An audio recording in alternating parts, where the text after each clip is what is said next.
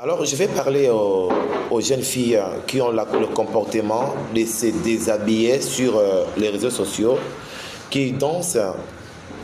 Et je vais vous dire une seule chose, chères filles. Vous êtes très importantes aux yeux de Dieu.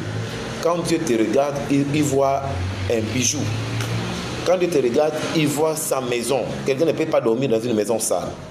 Donc, comme tu es là, ton corps que tu as, quelle que soit la forme, quelle que soit ce que tu as, tu es une habitation de Dieu. Est-ce que tu vois ce que tu représentes? Tu es une habitation de Dieu. Dieu habite en toi. Dieu n'habite pas dans une maison construite par les mains des gens. Il habite en toi. Alors tu dois respecter ce temple. Ça ne sert à rien pour toi, pour avoir un mari. Il faut maintenant porter et les autres, quand vous partez vous baigner, vous filmez nus.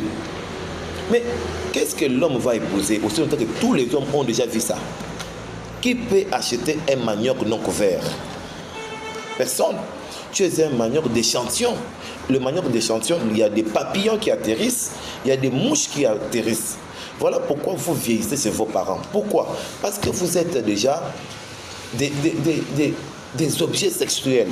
Tu vois, c'est pas du tout bien. Donnez-vous cette valeur-là que Dieu a mise en vous.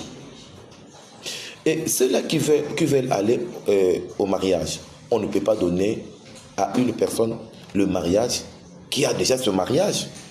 Tu fais tout ce que les mariés font. Et tu veux demander le mariage. Non, on donne le mariage aux célibataires. Toi, tu n'es pas célibataire. Tu habites déjà avec un homme qui ne t'a pas épousé. Alors, c'est déjà le mariage. Parce que vous faites tout ce que les mariés font.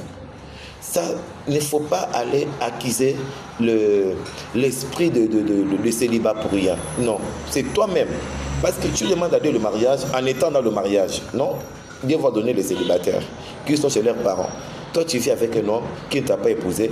Je te demande de vous séparer. Maintenant, aie le courage de dire à ton mari, aie le courage de dire à ta femme, séparons-nous afin que Dieu nous bénisse.